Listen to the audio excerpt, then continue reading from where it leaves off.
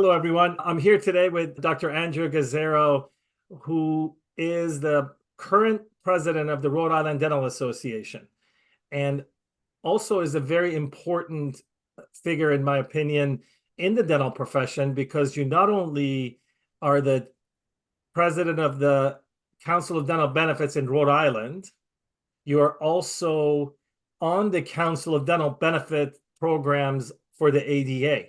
So anything insurance related comes on your desk. Take a minute to introduce yourself, please, and tell me if I was accurate in describing that. Yeah, so thank you for having me on the show. Everything you said was correct. So to give you a little bit of a background, I'm just a general dentist. 2009, non-covered services came across as an issue. I put myself into the forefront to help write that bill for Rhode Island to get it passed as the first state. From there, I took over the council, and I've been the head of the council in Rhode Island for over a decade.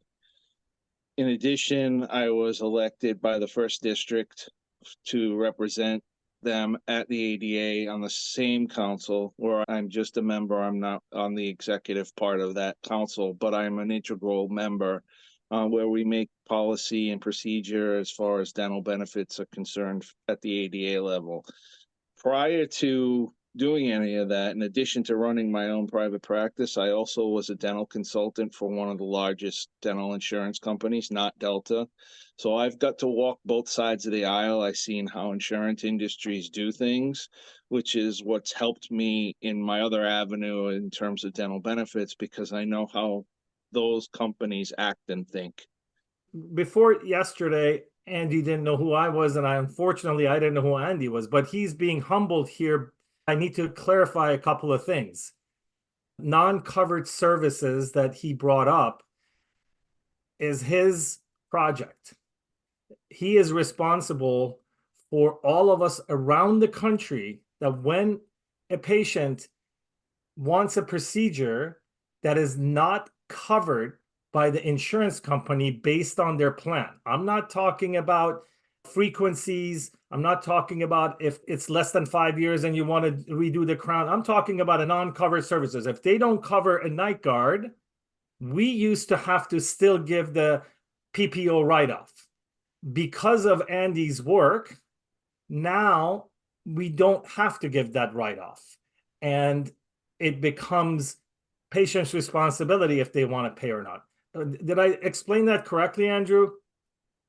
100%. I want to thank you for that. As I told you before we started the show, I use this example of non-covered services when I speak about the issue we're talking about today, the dental loss ratio, is that although we did not have a national program or a plan, it helped us. Why did it help us? Because a couple of states got it, then it became 4 or 5 or 10 and 12. And now I think there's only few states that don't have it, and hopefully they'll get it soon. And it spread all around the country because we had precedents. And I wanted the dental loss ratio to use Massachusetts in the same way and adopt it. Can you talk about that a little bit and what your opinion is about that? So I agree that at the time we passed non-covered services, there was no national version of the bill. We were the first ones to design it. We were the first ones to pass it. We chose certain language for certain reasons that at the time made sense to us and made sense to the legislature. And we found that those things have been challenged over time in interpretation of certain terms and representations.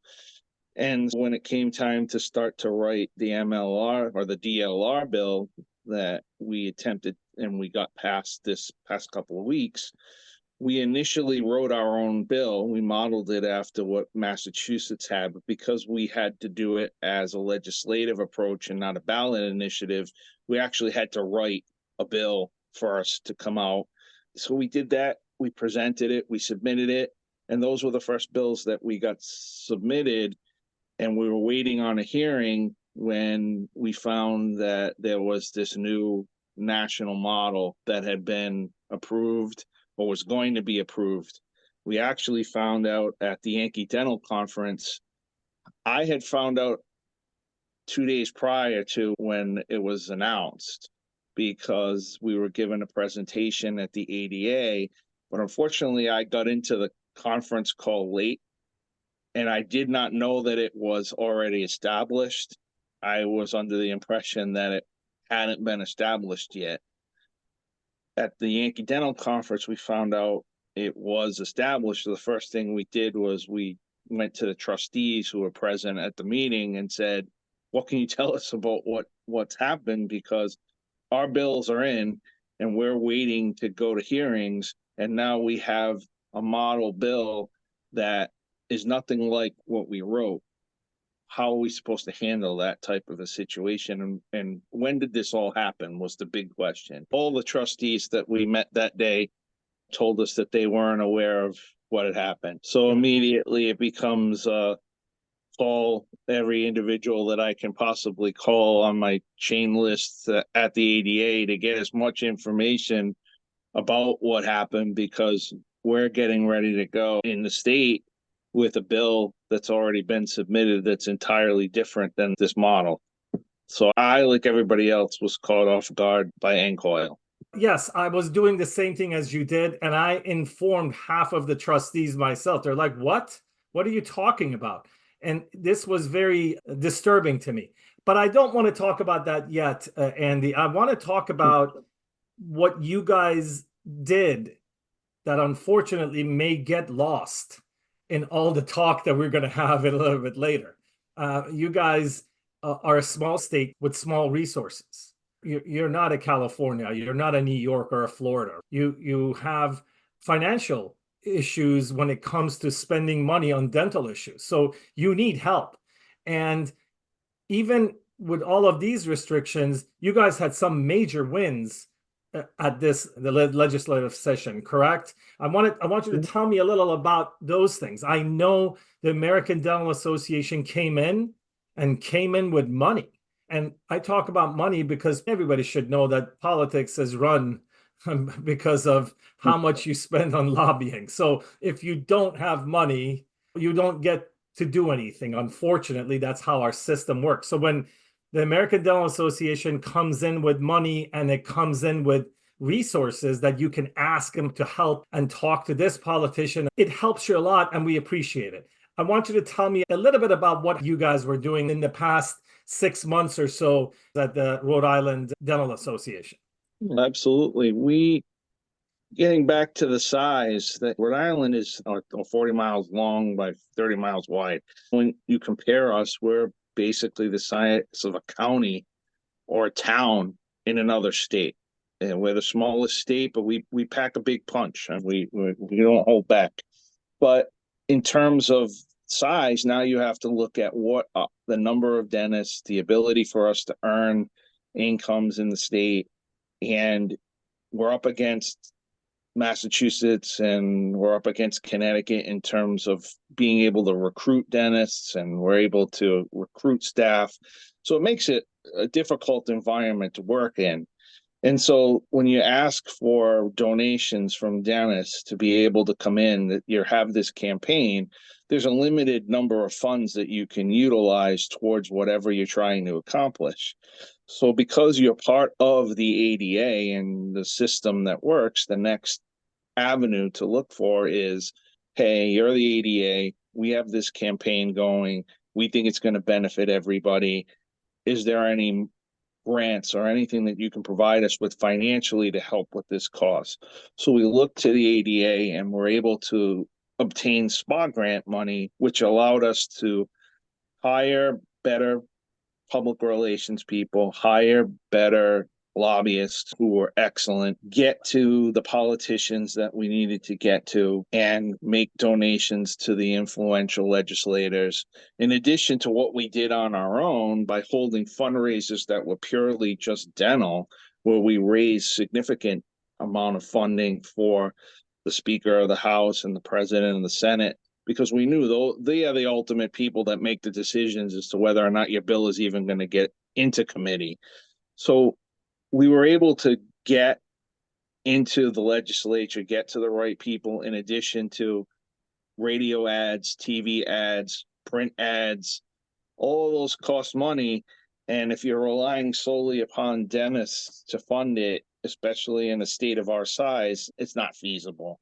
The ADA really helped us to promote our message.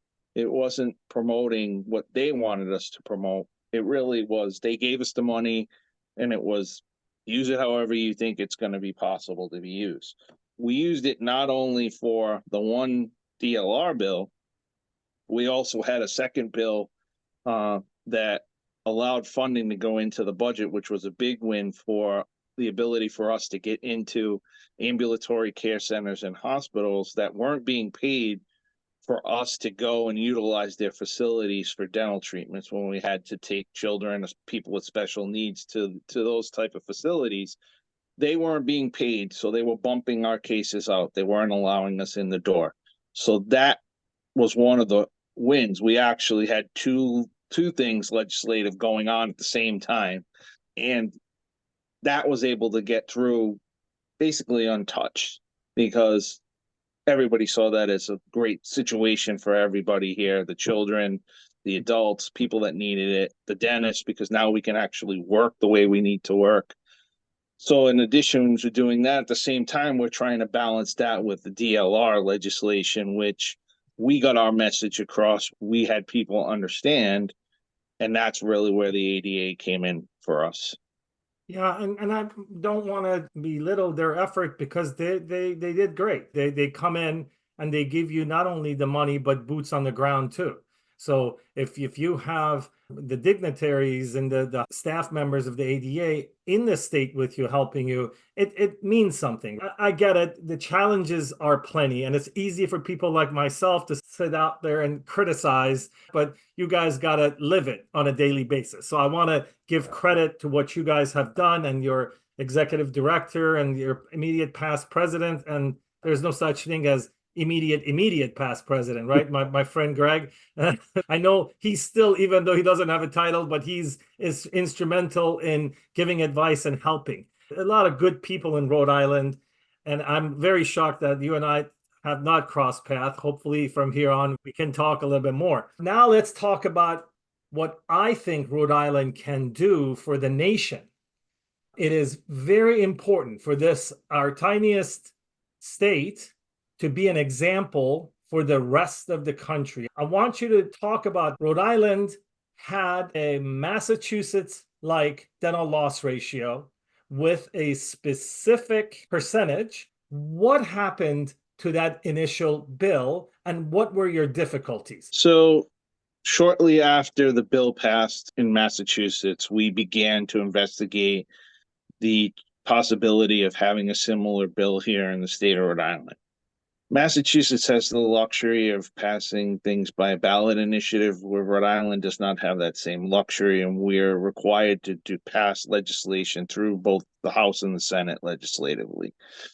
So we began to investigate and write a bill for dental loss ratio here in Rhode Island, and we actually presented that to our legislator last year, but we began too late in the process, and we actually didn't have strong lobbyists or individuals who could explain to the legislator what this actually was and what it was going to do. The opponents, the major insurance carriers in Rhode Island, came out against us in the legislature. They brought their union support and basically misled the legislature as to what the bill actually was all about and what it was going to be. Got started too late, and it failed the first time around. So we regrouped, and during the fall, we began to really repositioning our bill and what it was going to be going forward. Prior to the session, we had our bill written, we had our sponsors picked, we had our lobbyists hired, who were different from the lobbyists we had the prior year, and we submitted the bill to the legislature. So we're talking about 2023. We're talking about the fall of 2023. Massachusetts passed in November of 2022. And during the whole 2023, they're working on regulations and everybody's excited. And Rhode Island has hired new lobbyists, has a new bill, which is still the same bill as before, correct? It still has the 83%. It still has a lot of similarities to the Massachusetts bill. Am I correct to assume that? You are correct. It had specific definitions as to terms. We actually increased it to 85% because we tried to mirror the Affordable Care Act. We felt that would give us the ability to present why we're picking an 85%. Where did you get the number from? We also looked at it as a method to give us some leeway of negotiation that, yes, we'd like 85, but if that's unrealistic, we can decrease that to 83 and mirror Massachusetts. We knew what the DLR for these companies were, so we knew what we couldn't go to. Mm-hmm. It gave us a range of negotiation based on that specific number. So yes, it was a much more mirrored Massachusetts legislative bill than what it eventually ended up becoming. Okay, so let's fast forward. Now we are in 2024. You guys are ready to fight this thing, and bring me up to date. So we submitted our bill prior to the end of January. We had our bill ready to go before 2024. The first day that we could submit legislation, we had our sponsors submit the legislation. So our bills were in at the State House in Rhode Island. End of the month of January, we found out that there was a national model for this legislation, which most people know as being called NCOIL. NCOIL, it's not anything to do with the name of the bill. It's an association of insurance legislators, and they submitted a bill that basically was, I'd say, complete opposite of what we had potentially petitioned to have take place in the state of Rhode Island as our bill was written. To summarize, NCOIL, these are state representatives that deal with their insurance department in their state. They all get together and they agree on things so they don't have to duplicate things. I know I interrupted you in this story, but this is important for people to understand that you and I don't pay any money to the politicians. I have never done it. I've never donated to a politician in my life. But these politicians need money to run their campaigns. Who's paying their campaign money? You and I are not. Insurance companies donate a lot. If you make donations to an individual or a group, then technically you're showing them that you support them and they're going to want to support you. And outside of the money, my understanding with the NCOIL was that all groups were invited originally to participate in the drafting of the legislation. Not only were there individuals from the ADA present to give their side of the story, but there were also individuals from NADP, which is the National Association of Dental Plans. So you had both groups present, along with the legislators who were going to design the model, all together trying to come up with what was going to be the best language for a guide. It's not supposed to be binding legislation. It's meant to be a guide for states to use to then fabricate and write their own legislation. So everybody had an ability to talk. I wasn't present for any of those meetings. Individuals on my council at the ADA who are in executive positions weren't in those meetings.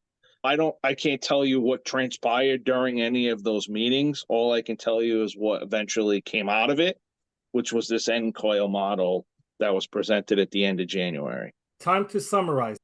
The politicians from every state in the country send a representative to NCOIL, National Council of Insurance Legislators. These people brought two sides together. The National Association of Dental Plans, same thing as insurance companies, and the American Dental Association to come in, hey guys, we need to have an agreement because We want to have a framework to work with. So far, so good. Are you telling me that you, someone who was instrumental in passing one of the most important legislation, which is the non-covered services, was not invited to that? Am I accurate in my statement? No, you're accurate to the point that I wasn't asked. The chair of my council wasn't asked, but one of the members of our council was present during that discussion. I don't know which one it was, but we did have representation there from our council. In my opinion, it wasn't someone that really had more knowledge as to what this actually was from. And I'm right next to Massachusetts. I know, I've talked with Mo. I know what happened in Mass. So I versed myself in the bill. We already tried to pass it a year prior.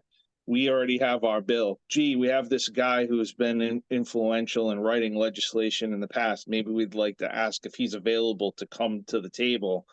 And you're talking about Morris Kalla. I want people to know who you referenced. The guy who wrote the law that everybody's praising, the guy that knows the most. But no, let's not even tell him what's going on. Go ahead.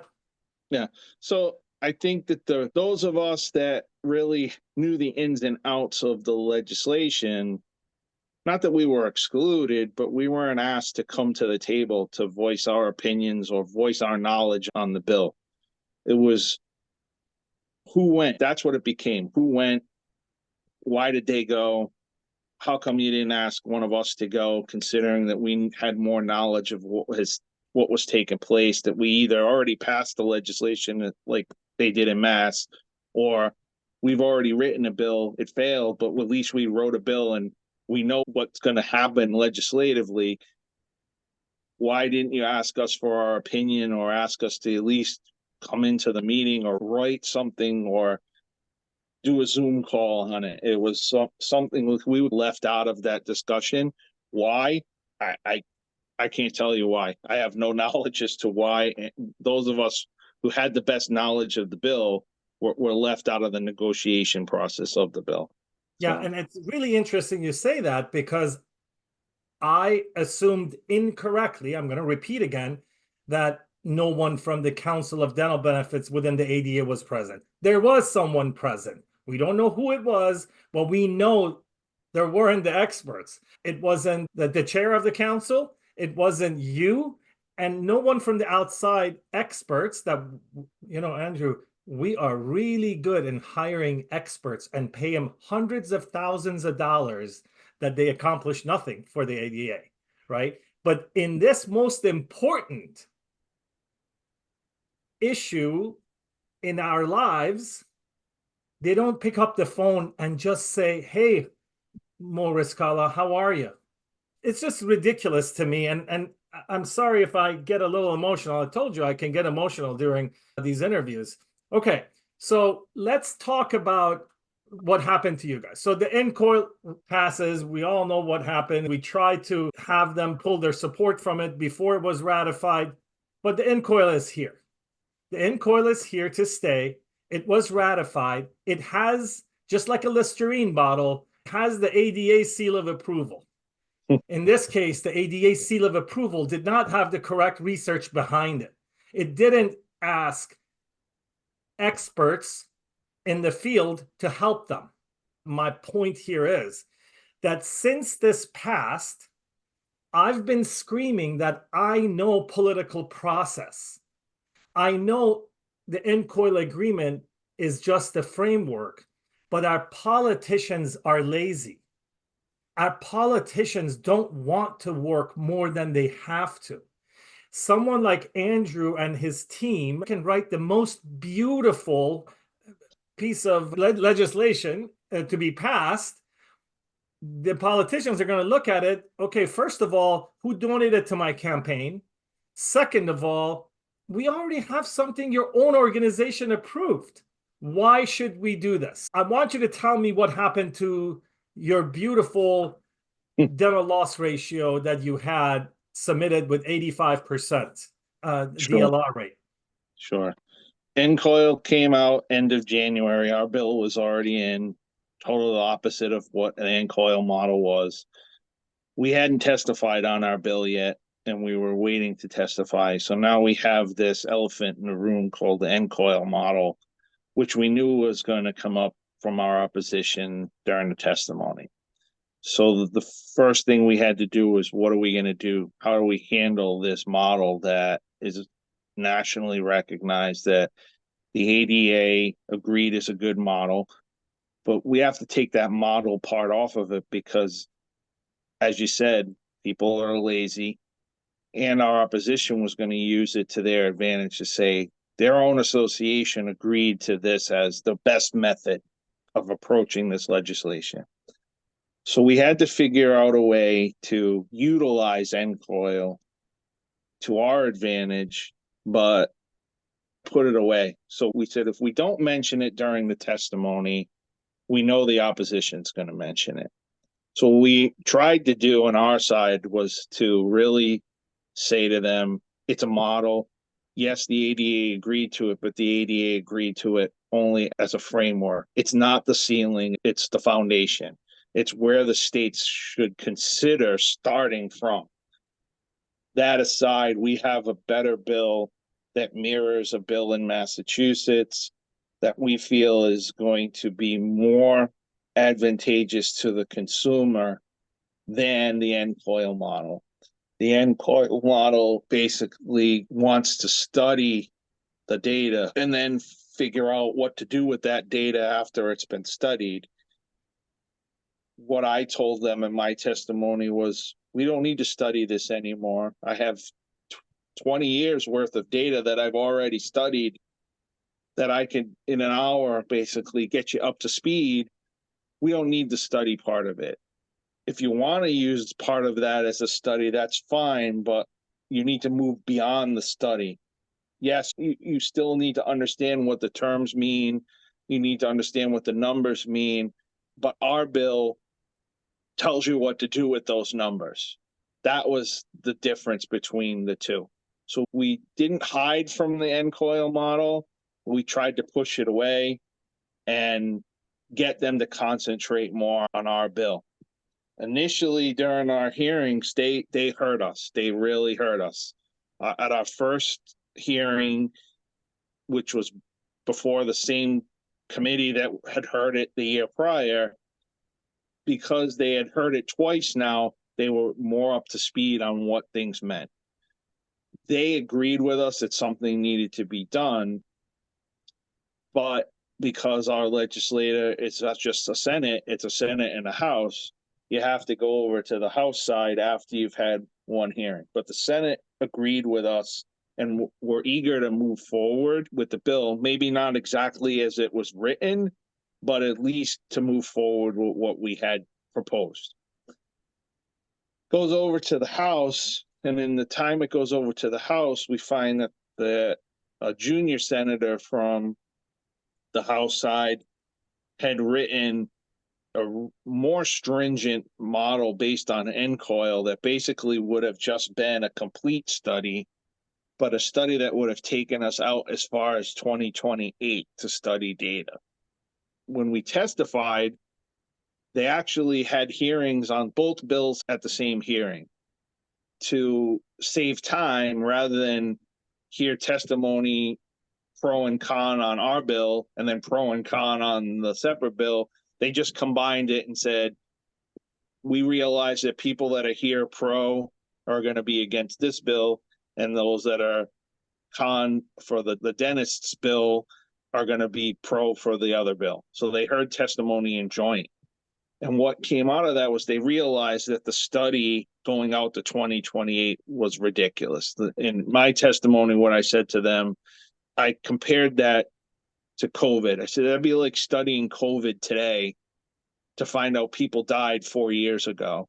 So it doesn't do anything for the people that already passed away 4 years ago. Yes, there needs to be some historical data that goes with the study, but we don't need to study it another 4 years into the future to find out that we have a problem today.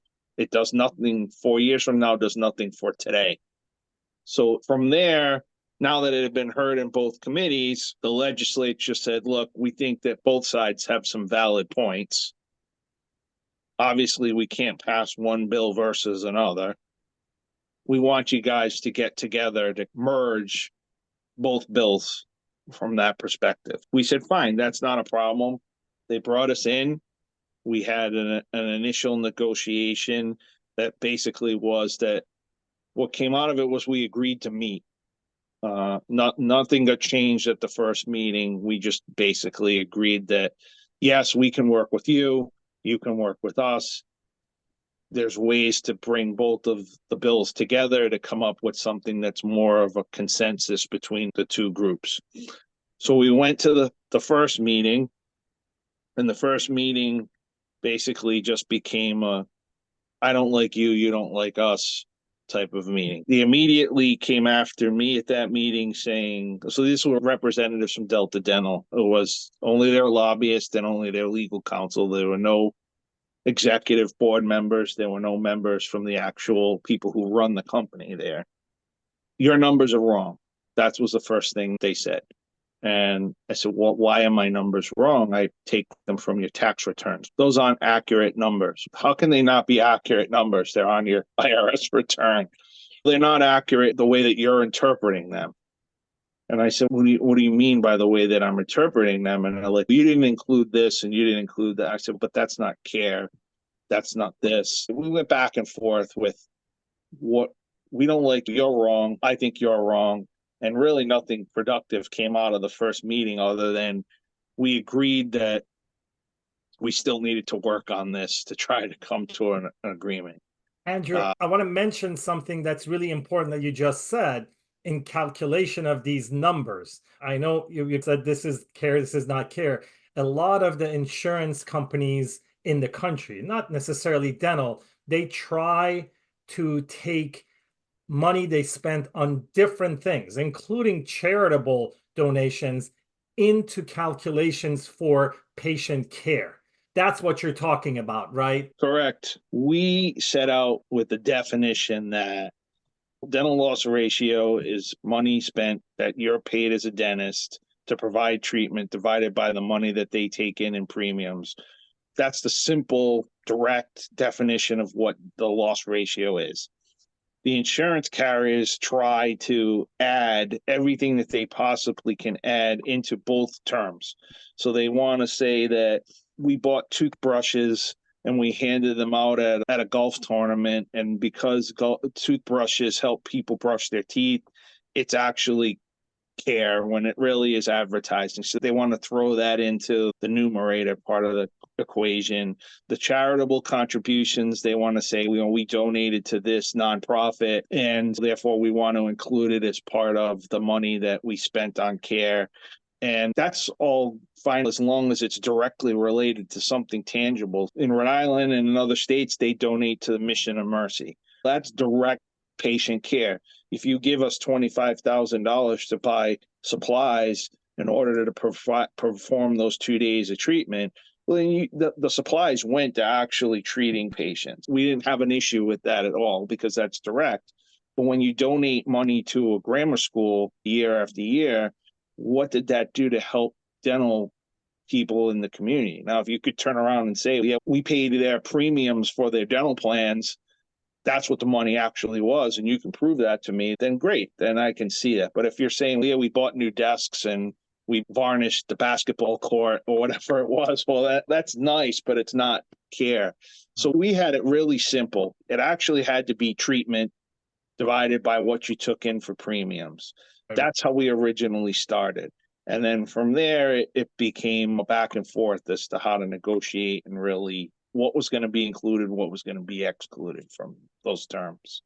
I believe when dentists understand details, they get involved and they help out. If you sit on the sidelines and you complain about the American Dental Association, you're no use to me because you don't tell me what the problem is. But once you understand these things, once you listen to people like Andrew, who's dedicated his life to organized dentistry, you can be informed, then you can be part of the solution and not a problem. That was the first meeting. What's going on Yeah. after? So we went back to the representatives and said, look, this isn't going to work if we do it one-on-one. We need to have some type of mediation. We need to have a referee basically present to keep us on track and to really drive the negotiation process. So they appointed one of the Senate lawyers who had dealt with healthcare in the past to come in and just basically be the mediator during the process. Put us in one room, put them in another, or put us together. If we have to separate, you got someone there that can do it. And that's how we began. So the first meeting that we had in that capacity started off pretty well. We were negotiating the time frame that we said, look, we realized that there has to be data in this process. You don't agree with our data. We don't agree with your data. We need to have some individual who can decipher the data, who's independent from both parties, or at least which both parties can agree to do the math. Because if I'm wrong in my calculations, fine. I want to learn.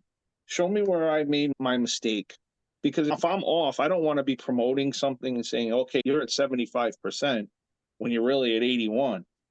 I don't want to be lying to people. Tell me why. If you can prove to me why it's 81 and show me where I made my miscalculation, I'm fine with. But you also have to be receptive to the fact that if you're wrong and I'm right, I'm not going to be like, I told you so, but I expect some validation in the fact that I knew what I was talking about originally. So we agreed to the time frame on the data. 2028 was ridiculous. That there was no way that we needed to do that. We agreed that 2020, which was the COVID year, was a total disaster for everybody, and it would be too difficult to really calculate what happened. So we said, look, yeah, we agree. We're going to get rid of 2020 as data. They gave the argument COVID crept into 2021. Okay, we can give you that part of it. So we said, okay, we want to look at 2023 data, 2024, and we'll give you 1 year into the future, which was 2025. So we were able to figure out and agree upon what data set were we going to use financially. We also agreed as to who was going to do the evaluation. So we said, why don't we hire an individual that we can all agree who's got nothing to do with either party? They said, why should we do that? We have an insurance commissioner. Let the insurance commissioner do it. Our argument against the insurance commissioner was there's only 3 individuals in the entire department. They're already backlogged with work. Are they going to be able to do this? We're also on our 3rd insurance commissioner in a 4-year span. We gave arguments as to why, but because it is an executive position legislatively, it was going to be tough to try to explain why we wanted to have an independent party hired by the state to do this when we had someone in the capacity. Back and forth, and we agree, okay, we'll allow the insurance commissioner to do it. From there, for some odd, strange reason, things went off the rails, where the lobbyists from Delta Dental really got into a heated argument with our executive director and used profanity during the mediation in front of everybody else who was present. And then it didn't end in the chamber. It actually went beyond that, where he verbally attacked our immediate past president, Fred Hartman, outside of the State House, that we were being defamatory to the insurance companies and expect that we're going to file suit against you. Really, basically trying to flex their muscle from their Delta standpoint that, we're the rights and you're the wrongs, and we're going to just come in and bully everybody into submission. I really think what it was done for was to, hey, I really have to negotiate here. Maybe if I flex my muscles, they'll back off. The problem was we weren't. I want to clarify that this individual was a lobbyist. This individual is hired by insurance companies to do their negotiation. They don't necessarily tell them behave this way or behave that way. This could have been the behavior of this individual by himself, not necessarily directed by anyone at these insurance companies. Am I correct? Yeah, no, it wasn't, hey, okay, if things break down, flip out at them. Something during the negotiations touched a nerve and he became frustrated within himself and really went off character, I would say, because he's been a lobbyist for years. He's well respected at the state house level, and we've never seen him lose his cool to that point. And it really was like totally out of character. But what it told us was that we're getting to them, that we're not backing down, that what's worked for them in the past isn't working, and that we're refusing to back down this time. And I think that he personally just got so frustrated that he went off character, I would say. So we came back a week later for the next scheduled negotiation. He was much more well behaved during that negotiation. We started to work on the definitions as to what the terms meant. And one of the definitions that we had to determine what are premiums. And part of the premium calculation, they have what are called pass-throughs. So rather than provide a client with an itemized bill, they lump all the charges into one bill, and it's called premiums. So instead of putting premium charge for your benefits and then the charges for your broker fees and taxes, they just lump it all into one lump sum. We said that we didn't have a problem with that because what happens with the pass-through, initially they pay the broker, and then when the client pays them, they get reimbursed for what they paid out. It basically becomes a zero at that point. I said, I don't have a problem with you including it. However, if you want to include it, you now have to invoice your clients itemized. You can no longer lump sum the invoices. And with everyone present, the Senate lawyer present mediating, they agreed to that term. So we're fine with it. But in my back pocket, the reason I wanted to give them that was when it came to the numerator, I was going to exclude everything. And what I was hoping to then say was, I gave you this part on the denominator. You have to give me something back on the numerator. So we started to work on the numerator part, and I basically said, okay, I agree to it up to this line, which in the definition was payments for care, and that was it. And beyond that was charitable contributions, value incentives, all these extra things that they put in, payments that they make to dentists for bonus payments. If you earn a bonus at the end of the year, I excluded everything. And they were like, this needs to be in there. And I was like, this is why it doesn't need to be in there. So we reached a stalemate at that point. And we said, okay, it's getting late. Let's stop here. We'll come back to it. The next meeting we came back, and what we started off with was I basically said, okay, where are you guys? What are you offering? And they were like, we haven't changed. And I was like, neither have I. So at that point, they separated us. And we started to say, can you let this in? Can you not let this in? And I basically was like, no, I'm not willing to let any of that in at all.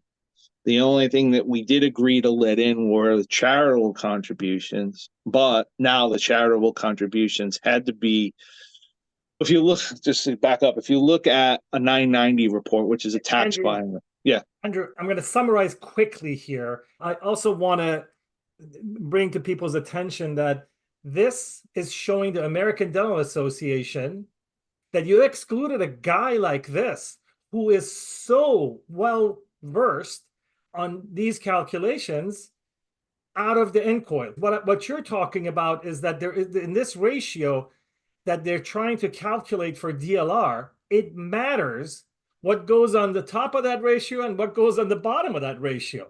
That ratio can be manipulated by the insurance companies, and it's being manipulated for the past 50 years. And they're showing us, oh, we're paying 90% when they're paying, like, I don't know, 65%, for example. This is what you're talking about. Am I correct that you're negotiating what goes to calculate the ratio, the most important part of dental loss ratio? Correct. And it's interesting that you bring up the 90%, because we had a letter from their prior CEO that announced how proud they were that they used 90 cents of every dollar towards patient care. So during our testimony, we said, if they've used 90 in the past, why are they afraid of 85%? We're asking for less than what they're capable of doing. And that became the aha moment, because it was like, yeah, why are they afraid of 85 if they've already reached 90? It's because of what you just said. It's how did you calculate that 90%? And what we were going to do with this legislation, it was going to chip away at each of those things to finally have everyone have that aha moment and be like, wait a minute, you're not using 90 cents. You're actually using 79 cents of whatever, or 80 cents of the dollar. You're not using 90. But it's all those extra things that they add in depending on where they go in the equation, was what really this was all about.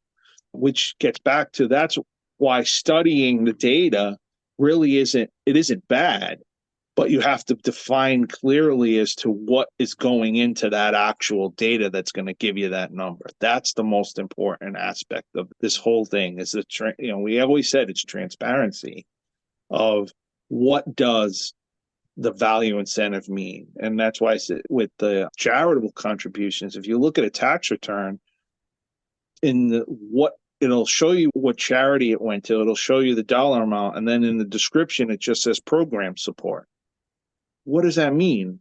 I don't understand. What is program support? What program did you support?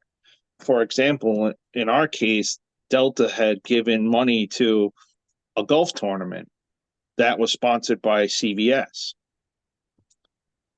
Did the money go to the golf tournament for a T sign and advertising, or did it actually go to CVS's charity that then went to ship toothpaste and floss and toothbrushes overseas to some third world country or something like that? Like, what program did you actually support? And that's really the message that this legislation sends. You can no longer just put program support down. You have to now explain what program you actually supported. And then that comes back to the calculations. So there is some benefit to the reporting part. It actually does have some merit if it's drafted correctly. So you guys are at the second meeting, and you guys negotiating what goes in the numerator and the denominator. What happened next? The only thing we could agree on was the charitable contributions, that we agreed that in order to be included as a charitable contribution, it had to be directly related to patient care or dental care, similar to a mission of mercy. Everything else would have to be excluded. It couldn't be counted anymore. Beyond that, we could not agree at all. One of the things that they wanted to include was payment for fraud, like what they spend to try to negate fraud. And I was like, well, that's an internal expense. I'm like, fraud in dentistry is small. It's not like the billions of dollars that it is in medicine. So we even said to them, I'll be fine with that if you want to include it, but I need to know what you spent and what you recouped. Because if I find out you spent $1 million to get back $850, that's a waste of money. I said, so if you want to tell us what you spend and what you got out of it, and then we can negotiate how it gets factored in, I said, I won't have a problem. No, we want to include everything. So we reached another stalemate. And then at this point, we came back to the legislature and said, look, we've basically taken this as far as we can take it. We've agreed on all of these parts of the bill, but I cannot let this part go, because this is fluff.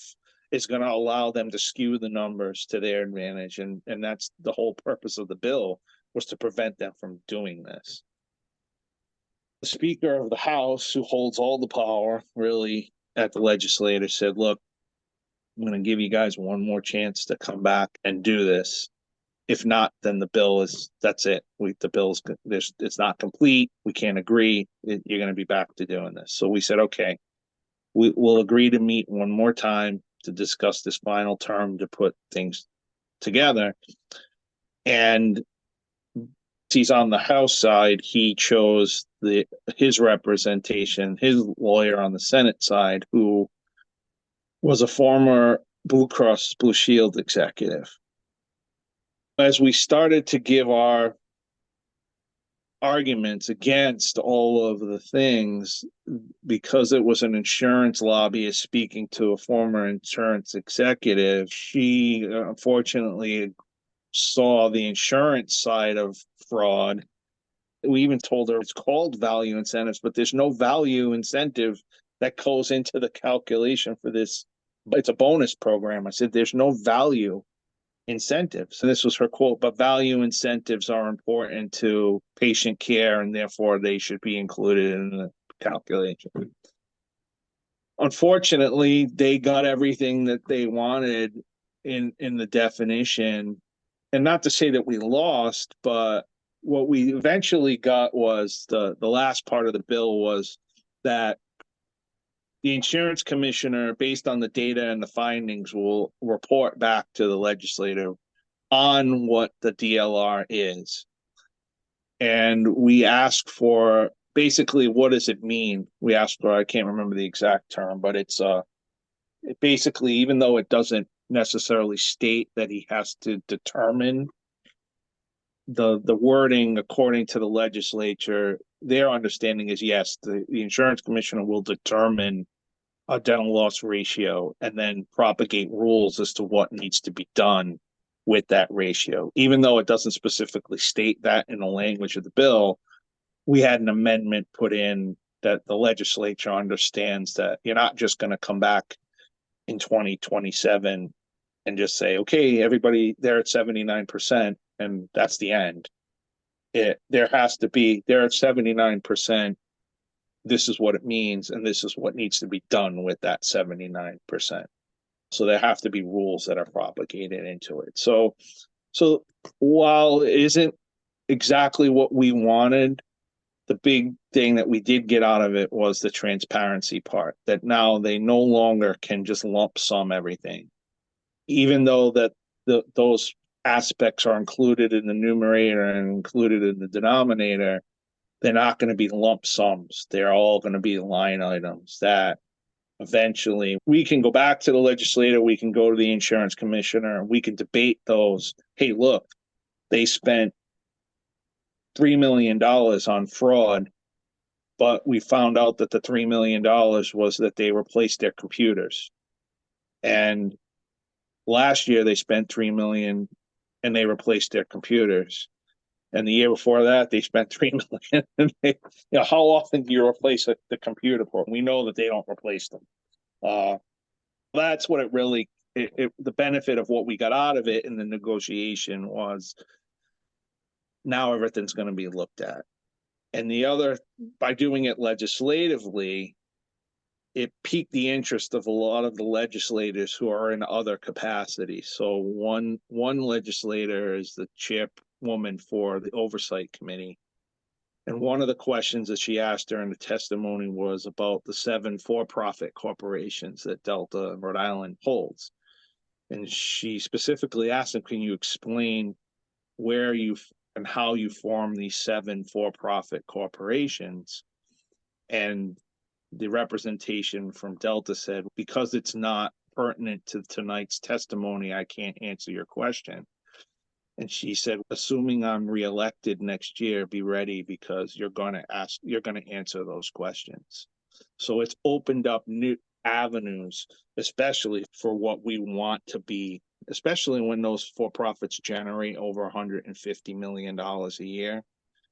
And all of them were formed with money that came out of premiums at some point in time. Their feet are now held to the fire as to why do you need them, first of all? And how did you get them to begin with? So it really has, that's the important thing, is that they can't, now that through this legislation, It may not have gotten us 100% of everything but we wanted, but now we got what we wanted because now they're under the microscope. And that's the most important thing. Yeah, and I appreciate all the effort you put in. I want everybody to understand and know that Andrew and people at the Rhode Island Dental Association literally sacrifice hours and hours of time to do these things. And if you think they're doing it for Rhode Island, no. To me, this was the biggest test, Andrew. This was the biggest test for everybody to look at the process, at what we have to deal with going forward. One of the most important things during this conversation that I want people to understand are the challenges that we're dentists. We don't have the resources. You don't have as many dentists putting money in. You don't have any special interest groups. I don't see a Henry Schein or a Patterson coming and helping you and say, hey, we want to donate to your cause, or maybe they do, I don't know. Help on our side is limited to the American Dental Association. And my understanding here is that Rhode Island had a great piece of legislation on the table, and that had to be literally thrown in the garbage and start with the framework of NCOIL, meaning that we're not looking at ratios anymore. We're looking at transparency bills. We tried to really keep the number in. I believe that's really what these bills are becoming, because that's really been, even Mo will tell you the same thing, that it's the transparency that's really been the goal all along. Is to get these companies that no one is looking at to finally look at them. I want to get your opinion. And this is not the opinion of Rhode Island Dental Association, your executive director, or anyone that you represent. Andrew, you have two choices. Dental loss ratio piece of legislation you had with the 85% going in without the presence of the American Dental Association NCOIL agreement, and you have the same one that you have with the NCOIL agreement in place. Can you tell me how you feel about these two scenarios? Was the NCOIL agreement an obstacle for you, or did it help you? And I am open-minded enough to change my mind, because I'm on the record to say that NCOIL agreement made between the American Dental Association and the insurance companies will hurt efforts around the country. I'm on the record saying that. I want to get an opinion of an expert, not necessarily the president of the Rhode Island Dental Association or the member of the ADA Council. You as a person, as a dentist, how do you feel about that? All right. So yes, I'll preface that with, in my personal opinion, NCOIL hindered our ability to pass our legislation twofold. One, it's a national recognized council of legislators. And secondly, it carried an agreement that the American Dental Association agreed with it as a model for legislation. So it was tough to get beyond that to explain to the legislators that it's just the model. Despite all our efforts to try to explain that part, you're trying to explain something away that exists. It's there. It's there for everybody to see. It's there for everyone to read. It's there for the opposition to use to their advantage to say, look, how do you get people to not look? That was the real difficulty of the whole process. You had something that existed that you had to make non-existent, and you can't do that. That was the real difficulty of where it hindered it. The problem was that you had something that existed, and you had to explain why that needed to be shelved, and your individual bill in this one individual state, why is that better? And having to try to convince people why that was better was the real difficulty. That's the tough part. Because in addition, it would be easier if, hey, look, we're the 10th state to pass it. In the 9th states that use the model, look at what happened there. This is why we think this is better. It's better than that because look what happened there. When you're the first one to pass this legislatively, it's very difficult to then turn around and say that bill's not beneficial. Ours is more beneficial because you can't compare the two. You have no comparison to say our bill is much better than the NCOIL. And then it comes back to, but this exists and the ADA thinks it was right and the Council of Legislators thinks it was right. Why is yours better? And you have nothing to compare it to. Yeah, these are now two dentists talking, right? We're talking about what affects us. I still practice. I'm going to work tomorrow. I'm at PPO office. I'm as regular as it gets, Andrew, when it comes to being a dentist and operating a dental office. I want the ADA officials to listen to this. This is what we have been screaming about. Every member of the Board of Trustees that didn't stand up and say no needs to listen to this interview. You have an obligation to represent us, and you didn't. This NCOIL model is not a model, guys. It becomes the standard. It's the Listerine bottle with the ADA seal of approval on it. It is going to be thrown at our face in every state and federal, if there's ever any hope to getting a federal DLR going. It's going to be thrown at our faces. It could be 10 years from now, Andrew, and this thing is going to come back and haunt us.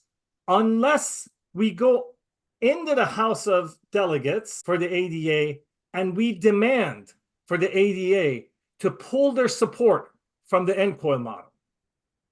This is my mission, and this is what we are going to do. Do you have anything else to add at the end, Andrew? No, I think that the resolution that is going to go before the House is really the sentiment of what most dentists would agree is the right way to handle the policy regarding dental loss ratio. And I'm hoping that once we have that meeting in October and things come out of the House, it's really going to express more of the opinion of what the dentists, and not to say that the leadership at the ADA made a mistake, but I think it's going to really express more of what the policy should have been all along. And hopefully it'll squash the NCOIL model once and for all. But yeah, I don't know. And I really appreciate your sense of trying to be nice. I'm not as nice, you can ask your executive director. They made a mistake. This was a mistake that now we have. I love Rhode Island, but unfortunately, Rhode Island was sacrificed. Rhode Island people worked so hard. You guys are heroes, as Maurice Scala puts it. You guys became the proof of concept that NCOIL in action means bullying dentists who are not politicians. The guy uses profanities at you guys inside and outside of the State House. This is the reality of politics. So if you give them an extra weapon, such as the NCOIL framework, whatever they want to call it, it just gives them something to fight us on. The National Association of Dental Plans made a statement celebrating the agreement. I'm just shocked. It's a Sunday morning. I really appreciate you being here, Andrew. You don't have to be here. You spend enough time on these issues, and I am guilty of not being there all these years, and I'm a Johnny-come-to lately, as I tell everyone. But I'm here now, and I want to give people like Andrew a voice. And those of you who are not a member of the ADA, when you're listening to this, the solution is not to stay out, or it's not pay your dues and not join. I need you. Andrew needs you. You need to join and get involved. Members of the House of Delegates, listen to this interview. We need you to vote in favor of the resolution that's going to be in front of you that unanimously now has been passed by the Board of Trustees of the ADA. That has to become policy for the American Dental Association. Let this be a lesson to those within the American Dental Association that you need to consult experts. Do not approach these issues without complete knowledge. If you do not have a goal to reach, step aside. Just don't do anything. Andrew has the experience with the non-covered services. State by state, we passed it. We're going to get this, Andrew. We're going to get this argument out of people who text me on a regular basis that, but give it some time, right? What is your solution? This was the best we could do. No, we have the solution. We have the model that the non-covered services accomplished. We could do the same thing with the NCOIL. I want to give you a couple of minutes at the end to address the audience. Do you have anything to say to even oppose what I said? No, I agree that if you don't like something, the answer isn't not to get involved. The answer is get involved, because you're not going to change anything unless you're part of the solution, and you have to get involved in order for that to happen. It's no different than people who say my vote is worthless, I don't vote. You're not making any difference at all. That one vote or that one little voice carries a lot of weight with it. The other part is use, like you said, use those of us that have done this. Use us as examples. Pick up the phone, send an email, ask us a question. We've been through it. We can give you the answer, or we can at least render an opinion as to what we think is going to happen. And if what happens, at least you were prepared for that. Because we're the first, both non-covered, and we're the first outside of Massachusetts to do something like this legislatively. It's twice now we have the curse of being first. Whether or not that's going to be a good thing for us really isn't the issue. It's what is it going to do for the rest of you nationally. To use us as the example is to say, this is what happened. Prepare ourselves for what's going to happen when we go forward to pass this same type of legislation. And we can use Rhode Island as our example. Use what we went through here to educate yourselves before you move forward with what you want to do for your particular organization or your particular state. And that eventually is really what we all set out to do. Give you guys as much of an ability to go in and fight the fight. And that's it. Yeah, thank you, Andrew. I want the dentist of Rhode Island, look at your officials and look how hard they worked and what kind of abuse they had to endure to work for you. These are heroes. These are people who we want to celebrate. Doesn't matter the result. It's a David and Goliath, right? I mean, you're talking about hundreds of millions of dollars versus hundreds of thousands of dollars, right? There's no way we can go to a gunfight with a knife. But what you have accomplished with the amount of resources you had, I consider a victory, and I appreciate your efforts, and I appreciate all of the officials at the Rhode Island Dental Association who have dedicated their lives to this. And I know Fred, Greg, you yourself, you guys are heroes for us. And I appreciate you sacrificing yourself for the rest of the country to see what they have to do to get a dental loss ratio across the desk of politicians. Thank you very much, and I hope to do this again. Thank you.